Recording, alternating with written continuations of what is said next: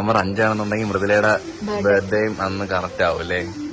5 കൊള്ളായിരുന്നു. അപ്പൊ ഏട്ടൻ തന്നെ ലാഭം. 2 ബർത്ത്ഡേ ഒന്നിച്ച് ആഘോഷിക്കും. ചെലവ് കുറവാണ്. ഇപ്പൊ ചെറിയൊരു ടെൻഷൻ കാരണം പ്രതീക്ഷിക്കാം നമ്മളിതൊരു നവംബർ പോത്തില്ലേ. അപ്പം എടിപിടിന്നൊക്കെ പറഞ്ഞപ്പോ ഒരു പേടി. ഗവൺമെന്റ് ഹോസ്പിറ്റലൊക്കെ പോകണം.